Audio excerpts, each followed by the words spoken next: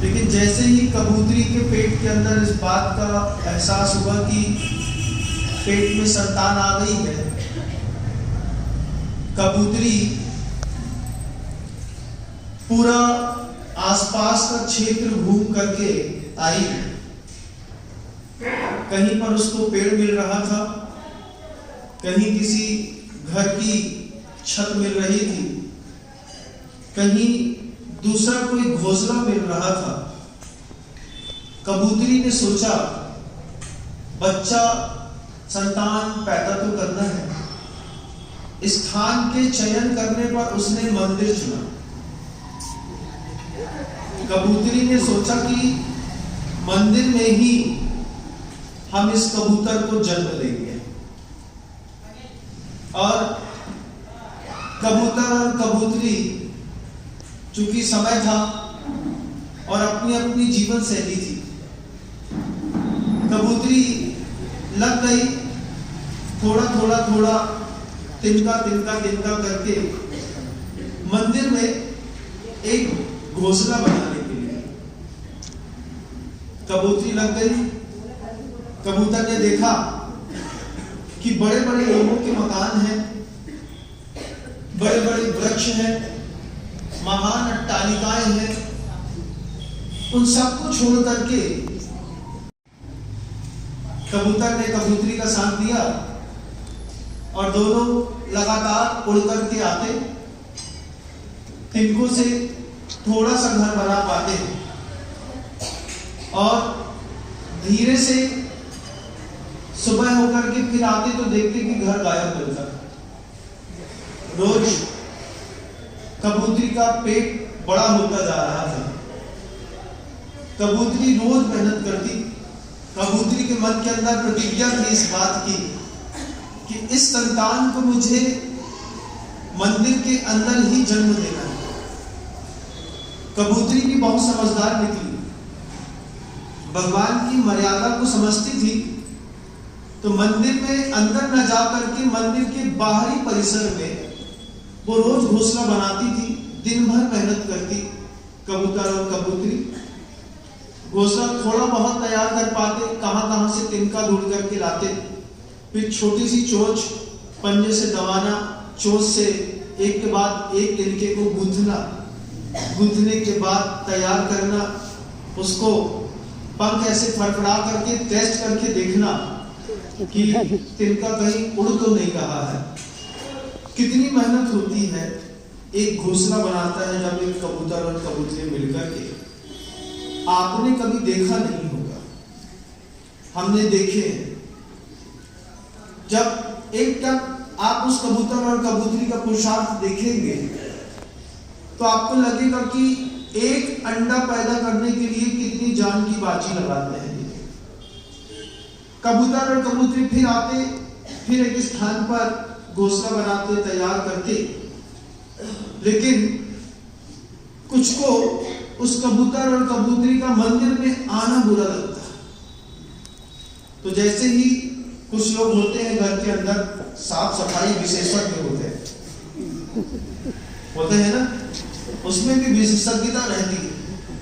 हमारे घर के अंदर एक चींटी नहीं दिखाई देगी, हमारे घर के अंदर एक कॉकरोच दिखाई नहीं देगा, एक चूहा नहीं रह सकता हमारे घर के अंदर, बिल्ली तो हमारी छत में कूद नहीं सकती, कबूतर हमारे घर के अंदर आ नहीं सकता। एक बरैया दिख जाए तो हंटिंग बॉल लगा देते हैं, नीले कलर की लाइट वाला, और उसमें छुपता है और मर जाता है। मच्छर आ नहीं सकते हमारे घर के अंदर, मक्खी का तो महाराज निशान नहीं है। मकान आपने बनाया है सिर्फ अपने लिए, आपके मकान के अंदर कोई दूसरा नहीं रह सकता। महाराज हमने अपने पुरुषार्थ करके, पैसा कमा करके मकान बनाया, क्या अधिकार है ऐसे लोगों को हमारे घर के अंदर रहने का? उनके घरों के अंदर कबूतरी ने घोंसला नहीं बनाया। कबूतरी ने घोंसला बनाया जहां पर सबके आने जाने का अधिकार है। चूहा रह ले तो मंदिर के अंदर रह ले, कछु फर्क नहीं पड़े कोई। चींटी की लाइन चल रही तो चल रही, कॉकरोच घूम रहे तो घूम रहे। कबूतरी ने सोचा कि जहां धम्मोदया विशुद्धो है, जीवाणु रखनो धम्मों का सूत्र सार्थक हो रहा है, ऐसी जगह ही बच्चे को जन्म देना। वहां पर वो जो सफाई विशेषज्ञ था, वो जैसे ही रोज देखता कबूतर और कबूतरी को आते जाते, और जैसे ही थोड़ा बहुत वो तैयार कर पाते, दोनों जाते और उसमें एक झाड़ू लगा देता, फिर सारे दिन के नीचे गिर जाते, फिर वह खुश हो जाता, फिर वो कबूतर और कबूतरी आते, आकुलता करते, आकुलता के साथ देखते कि अभी तो मैं यहाँ पर आई थी और यहाँ पर अपनी तिनके लगा करके रखी थी, चली गई, और इस बीच में कबूतरी का पेट रोज बड़ा होगा और तोड़ने वाला रोज कबूतर का वो घोंसला तोड़ देता। कबूतरी हैरान परेशान थी, कबूतरी को कुछ नहीं दिखाई दिया, तो अंतिम समय पर कबूतरी ने बया के घोंसले पर अपना बच्चा जन्म दे दिया, छोड़ करके चली आई। बया एक और चिड़िया होती है, वो कबूतरी का बच्चा भी पाल लेती है, लेकिन हम आप किसी और का बच्चा पाल नहीं पाते। बया के घोंसले पर कबूतरी चाहती थी कि ये बच्चा हमारे खुद के बनाए मकान पर आए, और कसाई की जो तीव्रता थी, उस कसाई की तीव्रता के कारण उसको मंदिर में जगह नहीं मिली।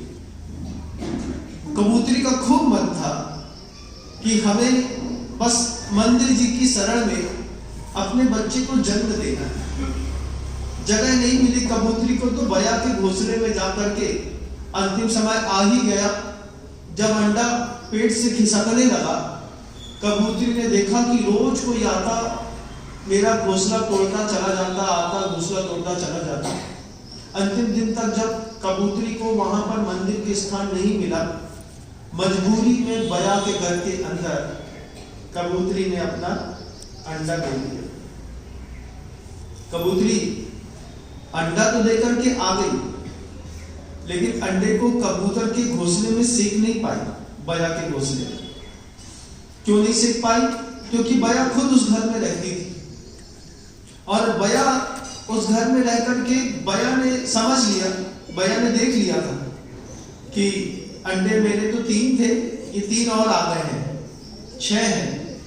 बया ने बड़ी दयालुता अपनाई और अपना करके 6 के 6 अंडे सेके। 6 के 6 अंडों में पैदा होने पर चोंच से ला करके कुछ डाल करके खड़ा किया, तैयार किया, और कबूतर अपनी यात्रा पे निकल गए। बया के बच्चे अपनी यात्रा पर निकल गए। पंछियों का एक बड़ा जबरदस्त विज्ञान है। कबूतर और कबूतरी बच्चे के लिए घोंसला बनाते हैं, सेकते हैं, तैयार करते हैं, बड़ा करते हैं, उड़ना सिखाते हैं। उड़ना सिखाने के बाद जैसे ही कबूतर उड़ना सीख जाता है, फिर कबूतर और कबूतरी कभी पलट करके उस बच्चे की तरफ नहीं देखते। हम भी, आप भी अपने बच्चों को तैयार करते हैं, पालते हैं, पोसते हैं, उड़ना सिखाते हैं, लेकिन उसके बाद मनुष्य की आदत है पलट करके देखता है रिफंड में क्या मिलेगा, और नहीं मिलने पर मानसिक संतोष करता है। गृहस्थ धर्म की एक शोभा है बंधुओं। आचार्य भगवंत ने कहा हम लोगों से कि अब शाब्दाचार्य गुरुवर तिलवारा घाट में पढ़ा रहे, गुरुजी कहते हैं गृहस्थ धर्म सुशोभित होता है विद्या से। विद्या एक ऐसी वस्तु है जो अंतरंग की अलग होती है और बहिरंग की अलग होती है। हर चीज के 2 भेद होते हैं, अंतरंग विद्या अलग है और बहिरंग विद्या अलग है। बोलने पर शब्दों का सौंदर्य बहिरंग विद्या का प्रमाण पत्र हो सकता है। अंतरंग विद्या कहती है कि हमारे तुम्हारे प्रति जो लेशा के परिणाम है, वो लेशा के परिणाम कैसे होने चाहिए और कैसे हैं। मंदिर जी के अंदर मान लीजिए किसी को स्त्री को देखने की इच्छा हो जाए, पुरुष को मंदिर जी के अंदर आकर के वो स्त्री को देख रहा है लेकिन भगवान नहीं देख रहा, तो बाहर की क्रियात्मक धर्म तो काम कर रहा है, लेकिन अंदर की विद्या नष्ट हो गई। मोह ने मंदिर के अंदर पाप करा दिया। उदय में आएगा, धीरे से दिखाता हूं मैं अभी, देखिएगा। तो गृहस्थ की शोभा है, उसके पास परा और अपरा दोनों विद्या होती है, इस लोक में रहने वाली भी, परलोक में रहने वाली भी।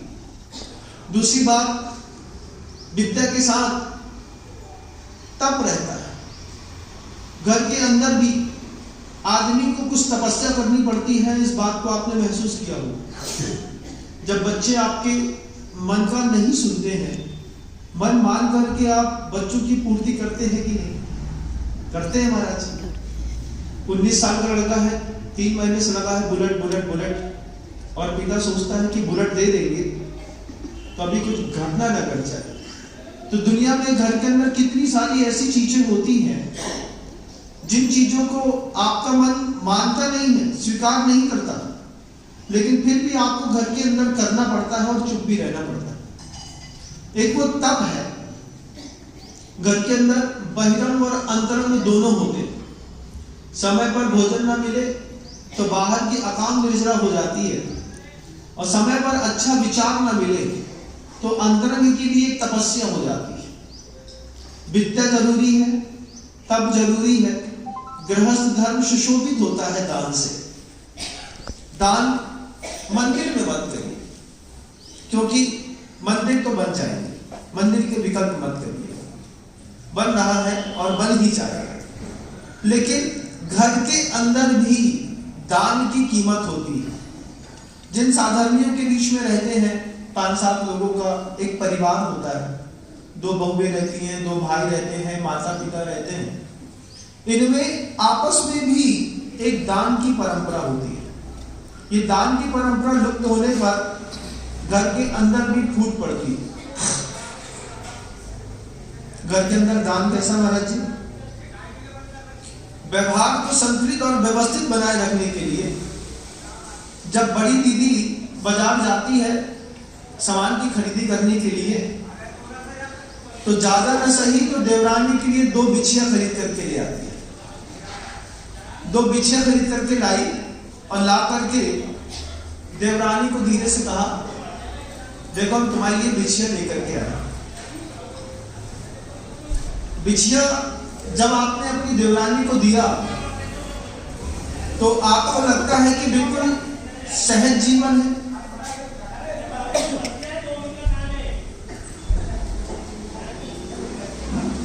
कोई बात नहीं, करना मंत्र है। संसार है, बिल्कुल सबको सब चीज नहीं मिलती।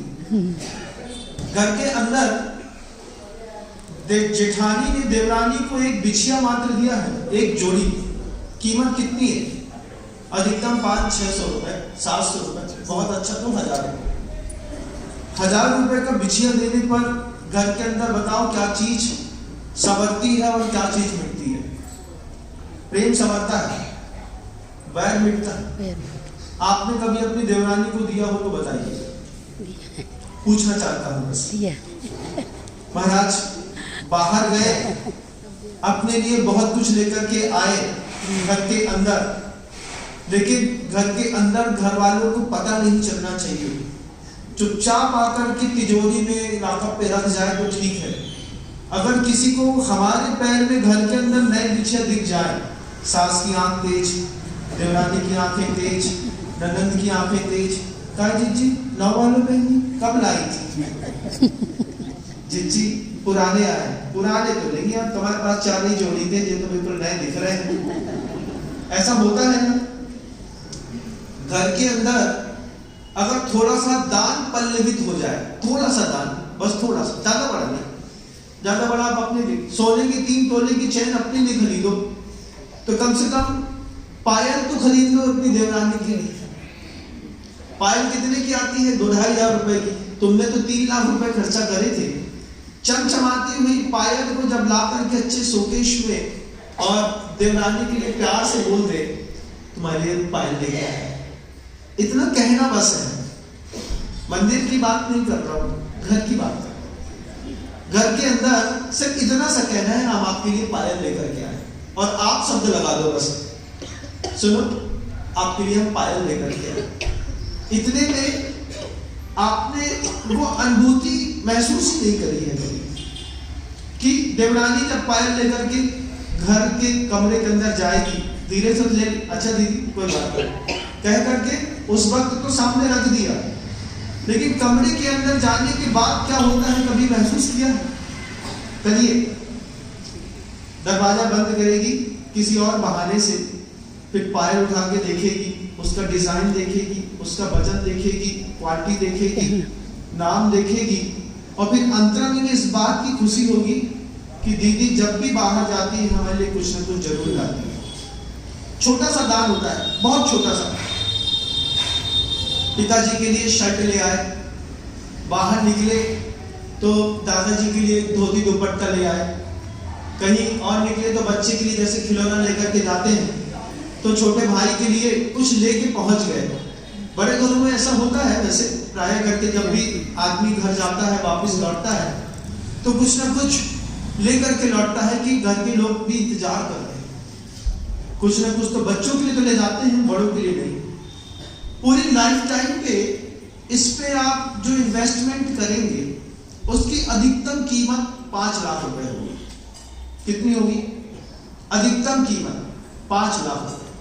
और उस 5 लाख रुपए में आप 100, 150, 200, 50, 70, 20 करोड़ रुपए की प्रॉपर्टियों के डिवाइडेशन से बच जाएंगे। ये डिवाइडेशन तभी होता है जब घर के अंदर इस बात की भावना बहुत बलवती हो चलती है, हर आदमी अपनों समेटने में लगे। जैसे ही घर के अंदर ये बात, ये कसाय, ये भाव पैदा होता है और आदमी जो है धीरे धीरे टूटने की कगार पर खड़ा होता है। तो मंदिर नहीं बना पा रहे हो, मैं ये नहीं कहूंगा कि तुम मंदिर बनाओ, मंदिर तो बन रहा है और बन ही जाएगा, लेकिन मैं तुमसे ये कहना चाहता हूं कि अपना घर तो बनाओ। अपने घर के अंदर विद्या का सही प्रयोग करो, अपने घर के अंदर तप का सही प्रयोग करो, अपनी तपस्या का दुरुपयोग मत करो। तपस्या होने के बाद जब आपकी गृहस्थ जब भी साधना करता है तो अपनी साधना में परिवार का पोषण करने की सामर्थ्य पैदा कर लेता है। तो सामर्थ्य पैदा करने के बाद कम से कम हुक्मदारी परिजनों पर ना चलाए। क्या होगा महाराज उससे? तपस्या है, घर सुरक्षित रहेंगे। जब तुम्हारी टांग टूटेगी तो जिससे तुम नफरत करते हो वही अपने कंधे पे तुमको डॉक्टर के यहां लेकर के जाने वाला है। मंदिर बहुत दूर की बात करता हूं। मंदिर एक ऐसी भावनाओं का केंद्र होता है जिसमें एक विचारधारा वाले, एक आचार वाले, एक चरित्र वाले, एक समझ वाले लोग आकर के बैठ करके कुछ सही बात सीखते हैं और फिर घरों को पोषित करते हैं। यहां से लिया गया उजाला अपने घर में जाकर के प्रयोग करिएगा। अगर आज तक जीवन में नहीं किया है तो करके देखिए। बार बार काम करने वाली बाई भाग जाती है, मेंटल टेंशन रहता होगा, ये भाग जाएगी 3 महीने बाद, नहीं कहां से लाएंगे। उसके लिए भी प्रयोग होते हैं, उसके लिए भी बहुत छोटा प्रयोग होता है। काम वाली बाई काम करने के बाद जब वापस घर लौट रही होती है उस वक्त आप उसको पुरानी पन्नी में चावल, दाल, थोड़ी सी रोटी और सब्जी जरूर देते होंगे। सुनो, ये थोड़ा सा भोजन है, ले जाओ। जब आप लौटते वक्त देते हैं तो फिर वो लौटा करके कोई रिफंड नहीं देती है। कभी सोचिएगा, वही रोटी अगर आपने काम करने वाली बाई को गरम खिलाती होती, ये काम करने वाली बाई आ गई ना, पहले 2 रोटी खा लो फिर काम करना। छोटी सी चीज थी, आप देने वाले तो है, देना तो आपको है, लेकिन आप गरम देने के आदी नहीं है, आप ठंडा और बासा देने के आदी हैं। इसलिए आपको एक मानसिक विकल्प रहता है मन के अंदर, ये लेबर आज भगा कि कल भगा। लेकिन अगर आत्मीयता वाला व्यवहार होता, थोड़ा सा सही समय पर, वस्तु तो सही है लेकिन सही समय पर अगर आपने दान नहीं किया है तो वो दान भी होता है और दान दूषित भी होता है। परिजनों के अंदर देखिएगा, कभी कोशिश करिएगा कि कभी काम करने वाली बाई को 150 रुपए का एक बिछिया दे दो। गरीबों को जब मालिक के हाथ से कुछ सोने या चांदी मिलता है गरीब पूरे मोहल्ले में गाता है, मालिक ने बिछिया दिया, मालिक ने बिछिया दिया, मालिक ने बिछिया दिया। आज इस बात को बड़ी बड़ी कंपनी के लोग फॉलो अप करते हैं, और आप लोग देखते होंगे जो सीमेंट का धंधा करते हैं उनको चांदी के सिक्के मिल जाते हैं। आधा किलो चांदी का सिक्का मिलता है, 100 ग्राम का मिलता है, 200 ग्राम का मिलता है। तो आपने काम किया है उसका 100 गुना, लेकिन आपको उस चांदी को रखने का बड़ा अच्छा वो लगता है। अभी हम टीकमगढ़ के पास से निकल रहे थे तो एक गांव में एक ऐसी हार्डवेयर की दुकान थी। हमने कहा कुछ करो, चले जाओगे ऊपर लेकर के। महाराज चांदी रखी तुम्हारे लाने, हमने भी कितनी रखी है, मुझकी आए चलो चिंता नहीं है, जितना बोलो सो देते हैं। हमने कहा भगवान की 4 झाड़ी बना दो, एक पांडु शिला बना दो, एक चमर बावंडर लगा दो, तुम जैसो कहो दत्ता वैसे। हम आया जब चांदी आई तो वो जेपी सीमेंट की ऐसी मोटी मोटी सीढ़ियां थी 400-400 ग्राम की। हमने कहा चांदी भी तुमने बोई गई तो तुमने दान में मिली थी, वो तुमने दान कर दी, कमा के नहीं करी तुमने। बोले महाराज मेहनत कर रहे थे, अब चांदी बची थी, अब सोच रहे थे को क्या करें समझ में नहीं आओ। अब आपने बोली सो हमने आप ही को दे दी, कि जब मंदिर में चली जाए सो अच्छी है। हमने उससे फिर कहा कि खुद अपने हाथ से झाड़ी बनाकर इस मंदिर में रख लेना, स्टील के बर्तन से भगवान का अभिषेक शांति धारा करते हुए अच्छी बात नहीं होती।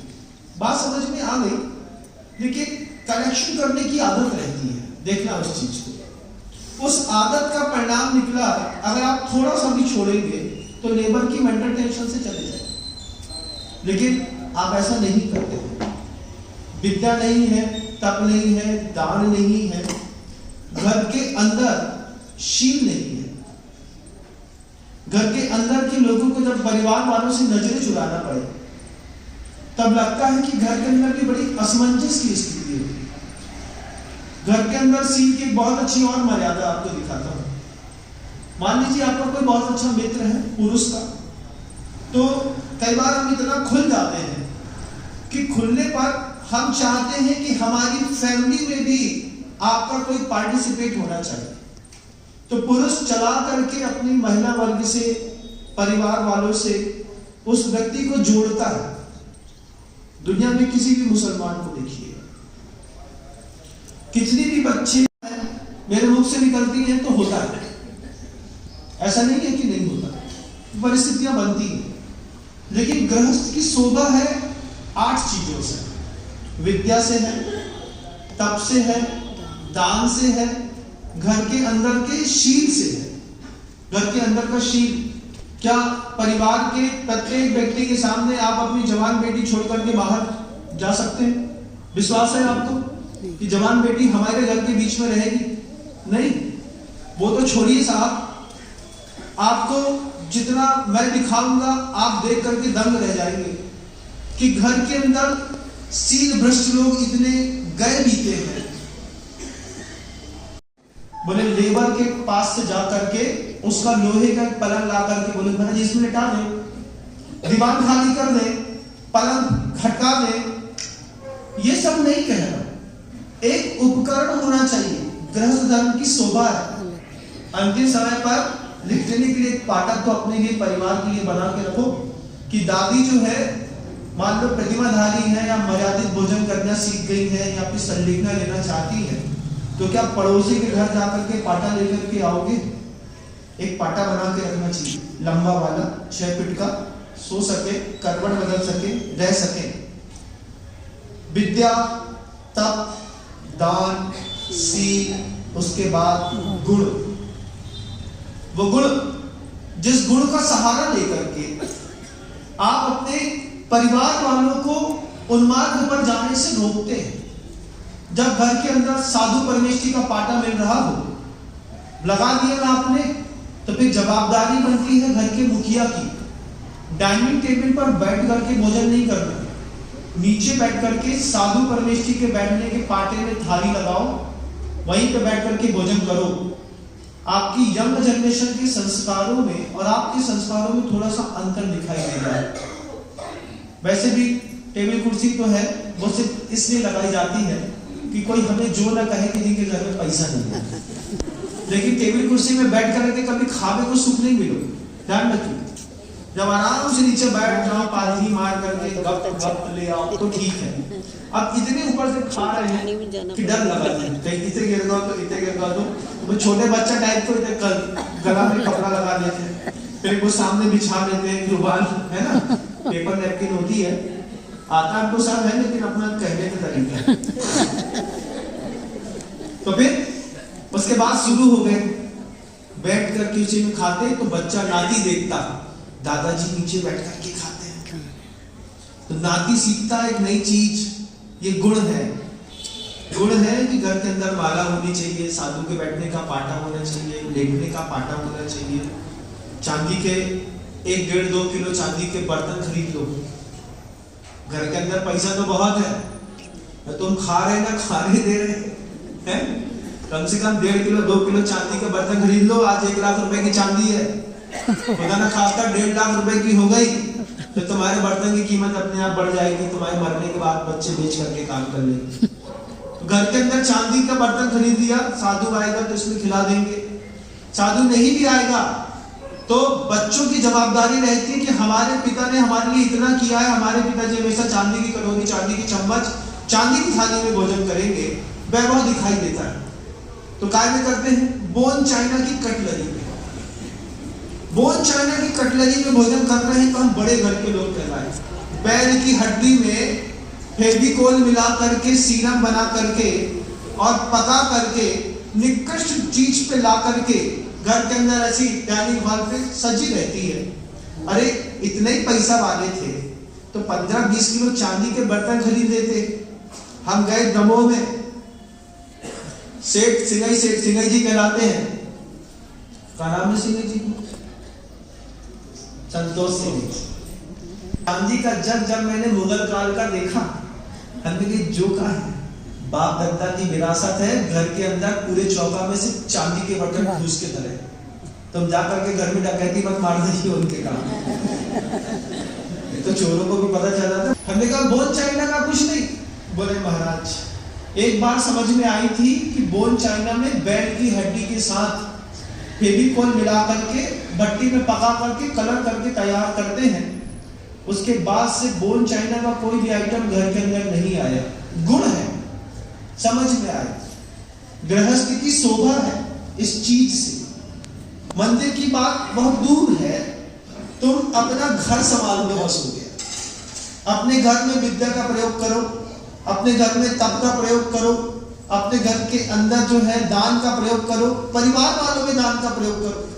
भाई भाई को देना नहीं चाहता, पिता मरे नहीं कि बड़े भाई ने पहले से पूरी वसीयत खींच करके अपने नाम रखा दे, छोटे से कहता निकल बाहर।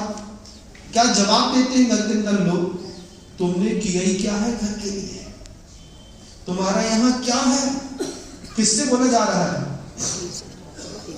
पड़ोसी से नहीं, भाई से, सगे भाई से, एक ही गर्भ से उत्पन्न हुए होंगे और ऐसी भाषा घर में आ गई। तुम क्या खाक मंदिर बनाओगे?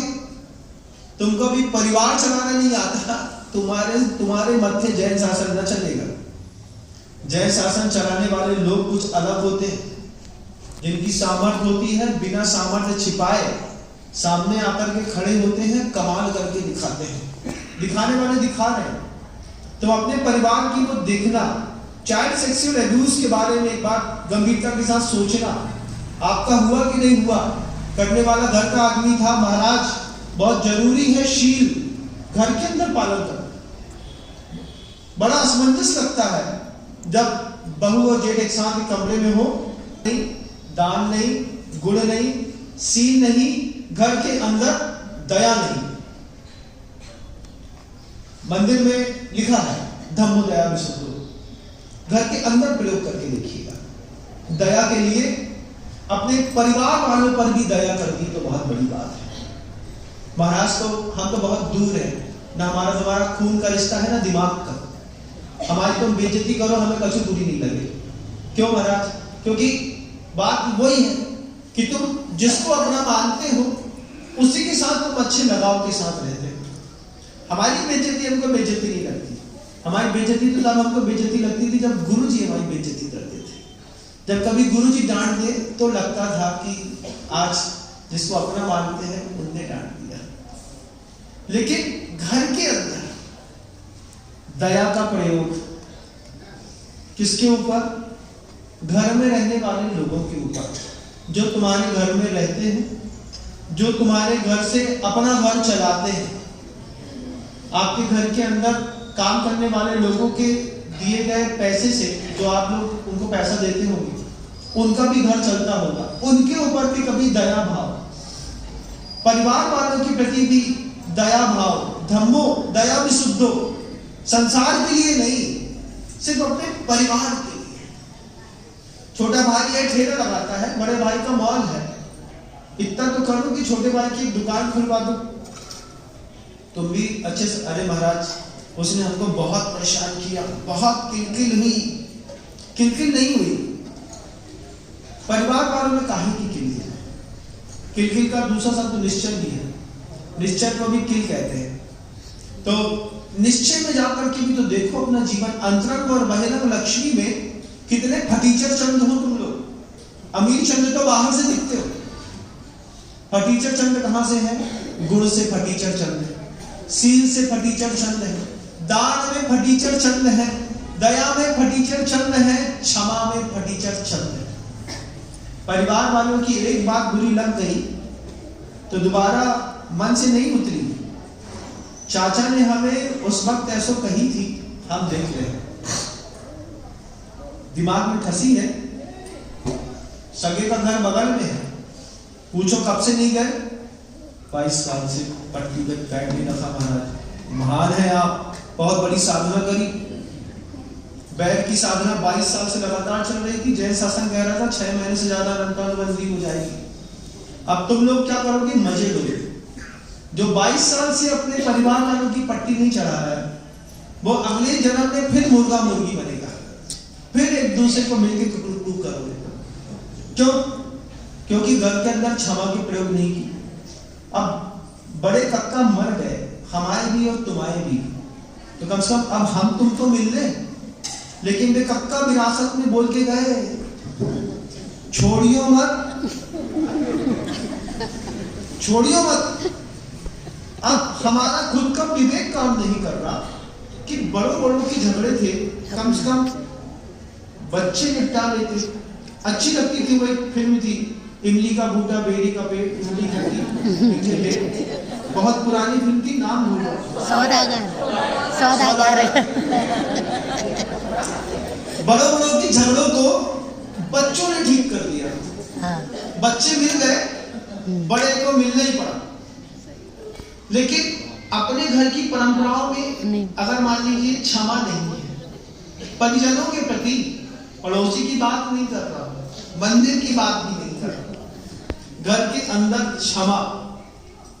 ये शाम न विद्या न तपो न दानम गुणम न शीलम न दया न क्षमा, ये मृत्यु लोके भुवि भारभूता।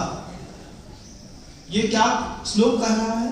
श्लोक कह रहा है गृहस्थ की शोभा थी 8 चीजों से, विद्या से, तप से, दान से, गुण से, शील से, दया से, क्षमा से। लेकिन आपके घर के अंदर ये कीमती वस्तुएं दिखाई नहीं दी। वैभव तो बहुत दिखाई दिया, बड़े पैसे वाले हैं, लेकिन चिढ़ते हैं अपने ही आप से। स्वयं के साथ स्वयं की हिंसा करने पर क्या पाओगे? एक बार विचार करके देखिएगा। नीतिकारों ने नीति लिखी, ये शाम जिसके घर के अंदर ये 8 गुण नहीं है, ये शाम न विद्या न तपो न दानम न गुणम न शीलम न दया न क्षमा, ये मृत्यु लोके भुवि भारभूता मनुष्य रूपेण मृगाश्चरन्ति। आचार्य कहते हैं कि इंसान के रूप में चलता फिरता जानवर है, बच के रहे। ये जब परिवार वालों को नहीं छोड़ता है तो समाज वालों को क्या खाक छोड़ेगा? मंदिर तो बहुत दूर है, इसको संभालने वाले, मंदिर बनाने वाले, मंदिर पे दान देने वाले अलग दिमाग के लोग होते हैं। उनके दिमाग में पैसा कमाते कमाते भी भगवान दिखाई दे रहा होता है कि छोड़ के जाना है। यथार्थ देखना अपने जीवन का, अंदर क्या क्या चल रहा है एक बार देखो, आगम ग्रंथों की नजरों से देखो। 100 पाप प्रकृतियां होती हैं, पढ़ा होगा कभी स्वाध्याय मंडल है ना यहाँ, माँ बहने बहुत सारे लोग पढ़ते हैं, पूछते हैं हमें रोजते। 148 करोड़ प्रकृतियों में 100 पाप प्रकृतियां हैं। तुम्हारी कौन कौन सी पाप प्रकृति का घर के अंदर उदय चल रहा है? गति, जाति, शरीर, अंगोपांग, निर्माण, बंधन, संघात, संस्थान, सहन, स्पर्श, रस, गंध, वर्ण, वर्णानुपूर्व्या, गुल्लभूत, घात, उद्घात, तपोद्योत, व्यायाम, गतिः, प्रत्येक शरीर, रस, सुभग, सुस्वर, शुभ, सूक्ष, पर्याप्ति, इसरा, द्वेष, कीर्ति से प्राणी, तीर्थ करत वस्य। ये सब पाप पुण्य की प्रकृतियां हैं। घर के अंदर तुम्हारी आवाज जैसी निकलती है वैसे ही पड़ोसी चिल्ला देता है, चुप रहो, मत बोला करो, मर जाएंगे हम तुम्हारी आवाज सुन करके। जब कोई आपसे ऐसा बोले तो समझना कि दुर्भग नाम कर्म का उदय चल रहा है। कोई तुम्हारे घर का आदमी, पड़ोसी तो तुम्हारी सूरत अच्छे से देख लेता है, घर ही को आदमी नहीं देख पाए। कहा दिन भर से मिले नहीं, तुम हमसे 5 मिनट मिल लेते। कहा मिले तुमसे मिलने से? क्यों? दुष्वर दुर्भग नाम कर्म का उदय। हमारे घर के लोग हमारी सूरत नहीं देखते चाहे। दुष्वर नाम कर्म का उदय तुम्हारे जीवन में चल रहा है। कोई तुम्हारी सुनना नहीं चाहता, तुम कितने ही पैसा वाले, कोई तुम्हारी सुनना नहीं चाहता। पैसे वालों से कुछ नहीं हुआ, कंजूस घर के अंदर रख करके निकल गए। कर्णो समद्वितीयो दाता नास्ति सूत्र है। कृपण के समान दुनिया में कोई दूसरा दाता नहीं होता। खाता नहीं है, पूरा छोड़ करके जाता है दूसरे के लिए, कोई दूसरा प्रयोग करे। अभी एक जगह घटना घटी, हमको बड़ा मजा आया। दूसरे शहर की बात है, उसके ससुर से पैसा नहीं छूट रहा था। ससुर से पैसा नहीं छूट रहा था तो उसके घर की जो बहू थी वो हमारी परिचित थी। हमने कहा पिताजी को समझाओ। बोलते पापा जी के पास इतनी प्रॉपर्टी है, हम परेशान हो गए पापा के इस लोभ से। तीनों फैक्ट्रियों में खुद जाकर के विजिट करते हैं। बोलते हैं बैठो तो नहीं बैठते। पिछले महीने डेथ हो गई उनकी, पिछले महीने डेथ हो गई। तभी 12-14 दिन पहले जो है वो लड़का बहू हमारे दर्शन करने आए। हमने उनसे कहा अब तो पापा नहीं रहे, अब बताओ क्या करना है। 3 करोड़ रुपए का दान उन्होंने हबीबगंज के लिए बोला। किसने बोला? बहू ने बोला। क्यों? पापा जी दान नहीं दे पाए, उनसे छूटा नहीं। आप बोले इतना सा कमिटमेंट कर लिया, आप जिस दिन भोपाल पधारेंगे उसी दिन आपकी आगवानी नगद के साथ करेंगे। हमने कहा बहुत बड़ी बात है। मन के अंदर बात रख ली, नगद देंगे महाराज जी, घर के अंदर भरोसा नहीं। ऐसा होता है जब घर के अंदर ही इस तरीके का व्यवहार चल रहा होता है। आपने अपने परिवार की पृष्ठभूमि में ये विद्या, ये तप, ये दान, ये गुण, ये शील, ये दया, ये क्षमा विकसित करी है कि नहीं करी है? एक बात सोचिए, विचार करिए। विद्यालयों में ये सब्जेक्ट पढ़ाई नहीं जाते। अच्छे साधु जब आपके नगर में, गांव में आते हैं तब चेतना को इस तरीके से समझाते हैं कि चेतना सिर्फ पैसा ही तेरे जीवन का श्रृंगार नहीं है। श्रृंगारित घर के अंदर ये कुछ और श्रृंगार की वस्तुएं होती हैं जो जिन्हें भगवान के सर्वज्ञ शासन से उद्धृत है। उसको सुनने के लिए अच्छा साधु चाहिए। प्रज्ञा काम करेगी तब तो अच्छी बात बोल पाऊंगा ना। जब मुझे लगेगा कि तुम्हारे जीवन को इस तरीके से और व्यवस्थित करना है, उसके लिए भूमिकाएं बनाई जाती हैं। बात भीड़ जोड़ लेने मात्र से अगर आप ये समझते हैं कि हम बहुत बड़े धर्मात्मा हो गए, गलतफहमी में। एक अच्छे साधु के संपर्क के बाद जीवन में परिवर्तन क्या आया है, जाने के बाद ऑब्जर्वेशन करिएगा। फलाने महाराज का चातुर्मास हुआ था, उसके बाद मेरे जीवन में ये और चीजें सुधर गई। चातुर्मास की सार्थकता, फलाने साधु आए थे, उसके बाद परिवार में और जीवन में इस तरीके का परिवर्तन आया, आने जाने की सार्थकता है। ये सार्थकता भी आपको खुद सिद्ध करनी पड़ेगी। घर के अंदर का वातावरण तब विद्या, दान, गुण, दया, क्षमा और शील वाला देखिएगा। शील वाले पर थोड़ा बहुत अच्छे तरीके से गौर करिएगा। जिन लोगों के साथ ऐसा हुआ है और जिन लोगों ने ऐसा किया है उनके भी तीव्र कर्म के उदय हैं। घर के अंदर बार बार एबॉर्ट हो जाता है। कभी देखा होगा माँ बहनों का 3 महीने 2 महीने 2.5 महीने का टाइम बढ़ता है, चढ़ता है, थोड़ा टाइम अपने आप नॉर्मल हो जाता है, गिर जाता है। उसके लिए भी कहीं ऐसा तो नहीं कि एक कबूतर का घर तोड़ा। याद करके देखिए, शुरुआत करी थी उस चीज से। कबूतर का घर तोड़ने के बाद, उसको हटाने के बाद, चाहे अपने घर का हो या किसी और के घर का हो, अगर कबूतरी के पेट के अंतर्द्वंद को तुमने समझा होता और किसी बच्चे को चुपचाप संतान को आने दिया होता तो हो सकता है तुम्हारे भी कर्म में सब चुपचाप संतानें आ रही होती। लेकिन आज महाराज 18 लाख रुपए लगाए, IVF का भी इलाज चल रहा है, इलाज पूरा नहीं हुआ। कितनी वेदना होती है, आप सुन रही है, होकर के मर रही है। कहीं ऐसा तो नहीं कि किसी कबूतरी के पेट की हाय लगी? क्योंकि कल कही थी ये बात, कमजोर की बद्दुआएं बहुत लंबा असर करती है। कमजोर की बद्दुआएं बहुत दूर तक तुम्हारा पीछा नहीं छोड़ती है। इस बात को अंतर्मन में पूछिए, फिर लगे कि इसमें और कुछ सुधार किया जा सकता है। कल पुनः प्रयास करूंगा। आप चूंकि समय तो आपका हो गया है इसलिए शब्दों को विराम दूंगा, लेकिन इस उद्बोधन से एक चिंतन के लिए मौका दे रहा हूं कि घर के अंदर से धन की संपत्तियां इकट्ठी कर लेने मात्र से आप धनवान तो बन सकते हैं लेकिन भगवान नहीं बन सकते। और भगवान तो बहुत दूर की बात है, पहले घर को भाग्यवान तो बनाइए कि घर का जो भाग्य है वो दया, क्षमा, गुण, शील से घर के अंदर होना चाहिए। घर के अंदर जाकर के देखिएगा, साधु के काम में आने वाले उपकरणों में ना कोई सामग्री है ना पानी। छोटा सा नियम लेके देखिएगा, घर में 300 घर की समाज है, मान लीजिए 10-10 घर की महिलाओं में डिवाइडेशन हो जाए। हम एकम के दिन शुद्ध भोजन करेंगे, हम दूज के दिन शुद्ध भोजन 10 दिन का करेंगे। एक दिन 10 परिवार जो है 30 के दिन शुद्ध भोजन की व्यवस्था करें। 365 दिन की व्यवस्था एक बार में बनती है। कभी भी कोई साधु आ जाए, ये संस्कार अगर 10-10 घरों में चलते रहेगा तो हर घर में एक दिन, महीने में सिर्फ एक दिन साधु के जैसा भोजन मिलेगा। कुएं के पानी का छड़ा, मर्यादा वाला, वैसे कूटे पिसे मसाले वाला। अचानक कोई साधु आ जाए 300 घर की समाज में, 30 दाहम 300, और महीने में सिर्फ एक दिन का 10 घर के लोग भी पालन करेंगे तो 10 चौके हमेशा तैयार खड़े मिलेंगे। पूछेगा आज किसका नंबर है? आज चौथ है।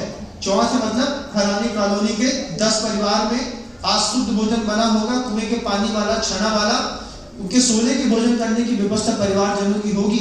कम से कम एक दिन तो प्रैक्टिस करिए, एक दिन कि मुनि महाराज कैसा भोजन करते हैं, उनके आने पर ही शुद्ध करोगे कि इसके अलावा भी एक दिन का भी नियम लोगे।